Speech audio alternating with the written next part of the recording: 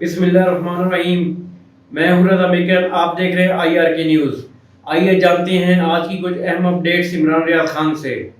Canada की assembly में एक आवाज़ उठी है और एक पटिशन पेश की गई है और हुकूमती रुकन की जानिब से पेश की गई है। खातून रुकन ने पाकिस्तानी जो कैनेडियन है उनकी जानिब से एक पटिशन वहाँ पढ़ के सुनाई और ये पटिशन पेश की गई उनकी असेंबली में। उन्होंने कहा जी पाकिस्तान के अंदर जो सियासी टर्मोइल है, जो सिचुएशन है, जमहूरी हुकूमत का तख्ता उल्टा गया, इमरान खान साहब की गिरफ्तारी है और उन्होंने कैनेडियन हुकूमत से ये अपील की है कि ना पाकिस्तान में फ्री एंड फेयर इलेक्शन के लिए जो है वो किरदार अदा करें, कुछ पाबंदियां लगाएं वो लोगों के ऊपर जो पाकिस्तान में करप्शन में और इंसानी हुकूक की खिलाफ वर्जियों में मुलव्वस हैं। तो ये एक डेवलपमेंट है। ये आप याद रखिएगा, कनाडा में अगर ये कोई करारदाद पास होती है या आगे जाके कानून साजी हो जाती है तो फिर ये इससे जुड़े हुए कुछ और मुल्कों में भी होगी, यानी बरतानिया में भी हो जाएगी, ये मामला ऑस्ट्रेलिया में भी चला जाएगा, तो ये दुनिया में फिर ये फैलेगा मामला। और कनाडा से इसका आगाज़ होने जा रहा है कि जो लोग करप्शन का पैसा बाहर ले जाते हैं, या बल्कि उन्होंने नाम लिया, उन्होंने कहा इदारों में बैठे हुए लोगों का भी उन्होंने कहा, और उन्होंने कहा कि मिलिट्री डिक्टेटर्स का भी उन्होंने कहा कि अगर ये लोग इंसानी हुकूक की खिलाफ वर्जियों में और करप्शन के अंदर मुलव्वस हैं तो फिर कनाडा में इनके रस्ते बंद किए जाएं। और जो आइंदा 5 पटिशन आ रही हैं कनाडा में, जो अपोजिशन लेकर आ रही है, हुकूमत और अपोजिशन इस पे सेम पेज पे है। वो है जनाब इमरान खान की रिहाई की एक पटिशन आ रही है, दूसरी जुडिशरी की आज़ादी की आ रही है पाकिस्तान में, तीसरी पाकिस्तान में मीडिया की आज़ादी के ऊपर आ रही है, चौथा कारकुनों की रिहाई के हवाले से आ रही है, पाकिस्तान तहरीक इंसाफ के कारकुनों की रिहाई, और पांचवा जो है वो पाकिस्तान में अवामी मैंडेट और फ्री एंड फेयर इलेक्शन के हवाले से भी एक पटिशन आ रही है। अगर ये 5 पटिशन आती हैं कनाडा में और उसके बाद वो एक कानून साजी करते हैं तो ये फ्यूचर के लिए अच्छा होगा, यानी इसमें टाइम लगेगा लेकिन फ्यूचर के लिए अच्छा होगा। जो लोग पैसा पाकिस्तान से कमाते हैं, लूटमार करते हैं, या यहाँ पे इंसानी हुकूक की खिलाफ वर्जियाँ करके जाके यूरोप में और कनाडा में, अमेरिका में वहाँ छुप जाते हैं, तो उनके लिए ज़रा ज़मीन तंग हो जाएगी। एक चीज़ और होने वाली है और ये बहुत बड़ी डेवलपमेंट होने वाली है, और मेरी इंफॉर्मेशन के मुताबिक अगले 3 से 4 दिन के अंदर, मैं आपको फिर बता देता हूं कि मेरी इंफॉर्मेशन के मुताबिक अगले 3 से 4 दिन के अंदर, मे भी 5 दिन या 1 हफ्ता भी लग जाए, लेकिन आने वाले चंद दिनों के अंदर अमेरिकी कांग्रेस की जानिब से एक बड़ा स्ट्रॉन्ग लेटर पाकिस्तान को आने वाला है। ये मैं आपको पहले बता रहा हूं, और इसके पीछे जो है वो ओवरसीज पाकिस्तानी है, मैं उनके नाम भी ले सकता हूं। यहां जिन लोगों ने ज्यादा काम किया, अली डोगर साहब हैं, ताबिश तौफीक साहब हैं, दीगर कुछ और लोग हैं पाकिस्तानी जो काम कर रहे थे, और मेरी आतिफ खान साहब से बात हुई, कुछ और लोगों से बात हुई, तो मैंने सारा डाटा इकट्ठा किया है। और ओवरसीज पाकिस्तानी भी जो है वो सांस नहीं ले रहे, बड़ी तेजी से पाकिस्तान के अंदर इंसानी हुकूक की खिलाफ वर्जियां हो, मीडिया के ऊपर कदगने हो, आज़ादी इज़हार राय का मामला हो, रूल ऑफ लॉ का मामला हो, मैंडेट की चोरी का मामला हो, तो इन सारे मामलात को ओवरसीज पाकिस्तानियों ने उठाया हुआ है। तो नाज़रीन, जैसा कि मैंने आपको कहा था, पीटीआई भी 2 काम कर रही है। एक तो मैंने आपको बताया कि वो अपने बंदे कंट्रोल कर रही है, दूसरा वो मौलाना फजलुर रहमान साहब को री एंगेज कर रहे हैं, और री एंगेजमेंट के अंदर कुछ लो दो वाला मामला भी है, और वो आने वाले दिनों में मैं चीज़ें आपको बताऊंगा कि वहाँ क्या होने जा रहा है, फजलुर रहमान साहब को उसका क्या फ़ायदा होगा। देखिए, सबसे बड़ा फ़ायदा उनका ये है कि उनकी पार्टी जो अगला इलेक्शन है जो जल्दी आ जाएगा वो लड़ने के काबिल हो जाएगी। दूसरा, पाकिस्तान तहरीक इंसाफ ने लाहौर में दोबारा जलसा करने का फैसला किया है, और वो जलसा 5 अक्टूबर को होगा, और 5 अक्टूबर को इसलिए होने जा रहा है कि इमरान खान साहब की सालगिरह भी है उस दिन, और पाकिस्तान तहरीक इंसाफ के जो वर्कर्स हैं वो बड़े जोशो खरोश के साथ इमरान खान साहब की सालगिरह मनाते हैं। तो अब 5 अक्टूबर को लाहौर में दोबारा जलसा, उसके लिए उन्होंने अप्लाई कर दिया, और उन्होंने कहा जी हम 10 बजे रात को जलसा ख़त्म करेंगे, और उसके लिए उन्होंने जो श्योरिटीज़ गारंटीज हैं वो भी देना शुरू कर दी हैं। जबकि रावलपिंडी में पहले 28 तारीख को जलसा करने जा रही है पाकिस्तान तहरीक इंसाफ। लाहौर वाले पहले जलसे पे तो अली अमीन गंडापुर साहब पे दहशतगर्दी का पर्चा हो गया। वैसे मैं हैरान हूँ कि पंजाब हुकूमत ने तो फस्तायत की तमाम हदूद ही पार कर दी हैं, यानी इससे आगे कुछ भी नहीं हो सकता जो इन्होंने कर छोड़ा है इस मुल्क के अंदर, और जो इन्होंने सिस्टम बना दिया इस पाकिस्तान में। अगर कभी इनको इन चीज़ों की सामना करना पड़ गया ना तो इनकी चीखें मरीख तक आपको सुनाई देंगी। बहरहाल वो वक्त भी आ जाएगा। अब ये आईनी अदालत क्या है, ज़रा पहले ऑप्शन पे मैंने बात की है कि हुकूमत फजलुर रहमान साहब के साथ कोई दरमियानी रास्ता निकालना चाहती है, तो फजलुर रहमान साहब के ऊपर आपको इस बात का पूरा यकीन होना चाहिए कि आप उन पर यकीन नहीं कर सकते, वो किसी वक्त कोई भी फैसला कर सकते हैं। अब ये जो बीच का रास्ता है, इसमें आईनी अदालत उनकी शर्त है। आईनी अदालत क्या है, जरा थोड़ा सा इसको आप समझ लेंगे तो बाकी चीजें समझने में आपके लिए आसानी हो जाएगी।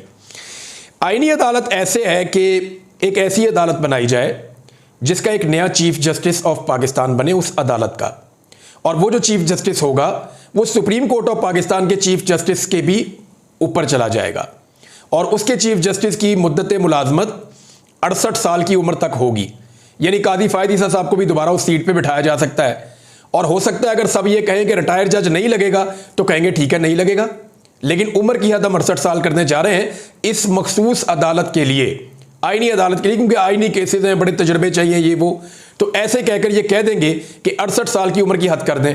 अब ये करेंगे क्या कि ये कादी फायद ईसा साहब को 1 या 2 दिन पहले वहां से जो है वो ट्रांसफर कर सकते हैं उनकी रिटायरमेंट से पहले, क्योंकि जैसे ही वो रिटायर हो जाएंगे तो उनकी फिर वो रिटायर हो जाएंगे ना। लेकिन अगर वो रिटायर नहीं होते, उनकी रिटायरमेंट से 2 दिन पहले उनको एक दूसरी अदालत में भेज दिया जाता है जिसमें उम्र की हद बढ़ के 68 साल हो जाती है, तो फिर तो वो वहीं पे रहेंगे 3 साल के लिए। तो ये भी एक चीज है जिसके ऊपर वो गौर कर रहे हैं। देखिए हुकूमत ने ऐसा ही किया था जब इनकी 2023 में हुकूमत खत्म हो गई थी अगस्त में, तो इन्होंने हुकूमत खत्म होने से 2 दिन पहले असेंबलियां तोड़ दी थी। और वो इसलिए तोड़ी थी क्योंकि अगर असेंबलियां तोड़ दें तो फिर 90 दिन में इलेक्शन होते हैं, और अगर असेंबलियां अपनी मुद्दत पूरी करें तो 60 दिन में इलेक्शन होते हैं। तो ये इलेक्शन से भाग रहे थे, तो इन्होंने 1-2 दिन पहले असेंबलियां तोड़ दी। तो इसी तरह कादी साहब को भी 1-2 दिन पहले जो है वो उनको चुनकर, क्योंकि 3 जजों में से चुनना है, टॉप 3 जजेस में से वो कहते हैं जी हम चुनेंगे, तो 3 में से जो एक चुना जाएगा, जस्टिस मुनीब अख्तर को तो वहां ले जाने वाले नहीं है वो, ना वो जस्टिस मंसूर अली शाह साहब को वहां ले जाने वाले हैं, तो कादी फायद ईसा साहब भी चुने जाएंगे। तो कादी फायद ईसा साहब को वो वहां अगर ले जाते हैं तो फिर वो 3 साल तक वहां पे कंटिन्यू कर सकते हैं। अच्छा, बाकी जो जजेस होंगे ना वो चारों हाई कोर्ट से आएंगे, यानी पेशावर से, कराची से, कोयटा से और लाहौर से।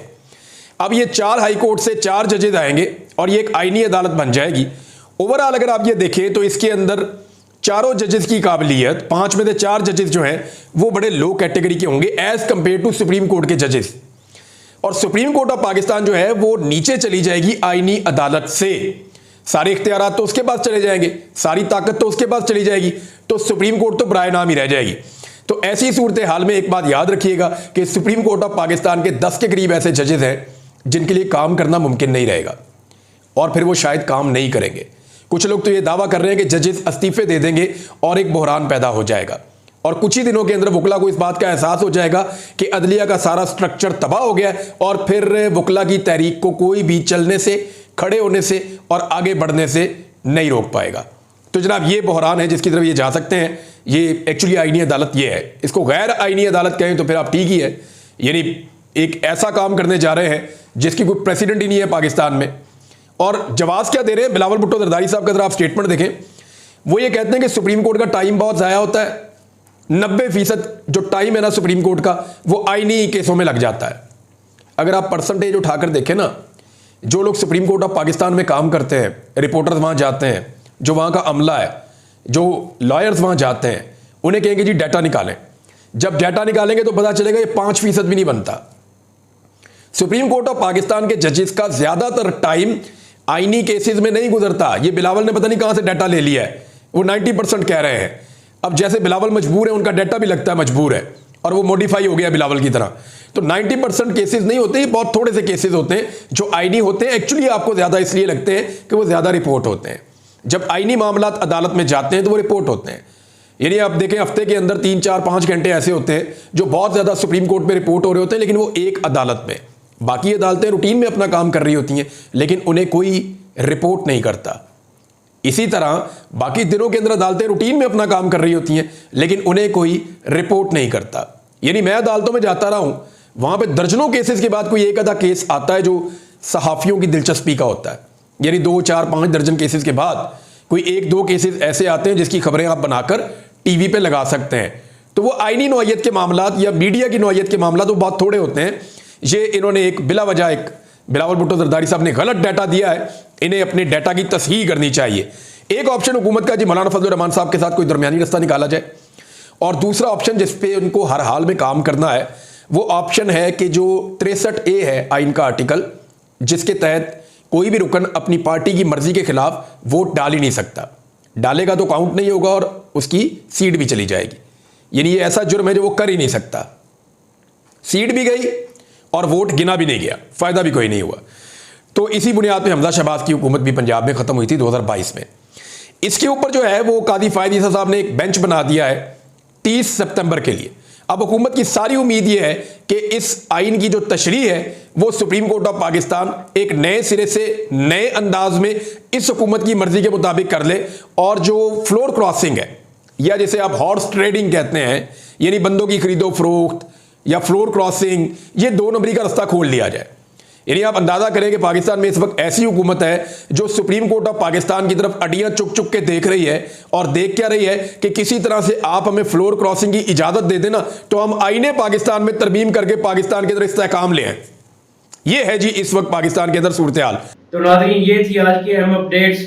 इसी के साथ अपने मेजबान रज़ा मेकन को इजाज़त दीजिए। अल्लाह हाफिज।